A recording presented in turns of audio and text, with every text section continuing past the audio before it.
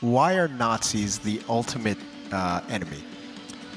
In a way, they represent evil, and for us, I mean, when you play a Wolfenstein game, you basically play against monsters or the symbols of evil.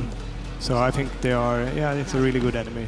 Show me your identification papers, please. But you also said that you bumped them up a bit. In the past, we've talked about how your Nazis are already larger than life. So what does that mean? In general, they are a lot bigger and stronger in this game, and by larger than life, I mean we have a few new enemies also, and even those reoccurring enemies like the Panzerhund or the Super Soldiers, we have pretty heavily upgraded them to make sure they are more dangerous and more intimidating, like the flamethrower that you can see in the Panzerhund. Yeah, a Panzerhund is just cooler when it has a flamethrower. It is. And did I notice that you could actually ride the Panzerhund? Yes, you can. That's all you need to say. It's a good ability to learn, yeah. So the Nazis are bumped up a bit, there are new enemy types, but BJ is also enhanced a bit. One of the big changes is the dual wielding and how you've enhanced that system. Tell us about that. What we love about Wolfenstein is the heavy weapon and that over-the-top crazy combat.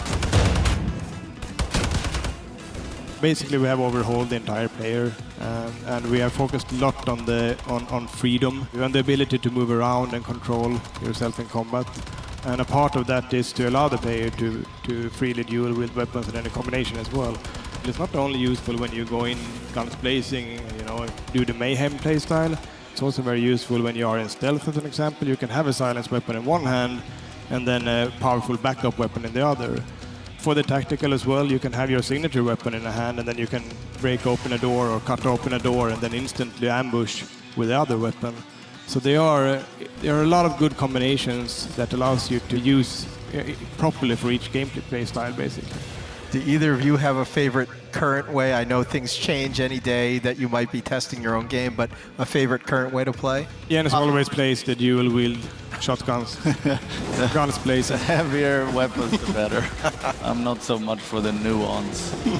Speaking of an unnuanced weapon, you also introduced the hatchet. It's the new melee weapon. Why a hatchet first? Because there's a fictional reason as well, or there's a story-based reason as well for the hatchet beam. For me, the main reason was to have something that's a little bit more powerful than the knife we had in the order. So it makes a little bit more sense now when the enemies are a bit bigger as well. It's just a bit more powerful to take an enemy down with the hatchet. Also to throw the hatchet, of course. And the hatchets are readily available in the world, I think you mentioned to me. It's something that's a good thing with it, because you can place a fire hatchet in a small cabinet basically anywhere, even if it's in a submarine or if it's in a cigar shop in New Orleans. It doesn't really matter, it fits. So there will be a lot of hatches to find.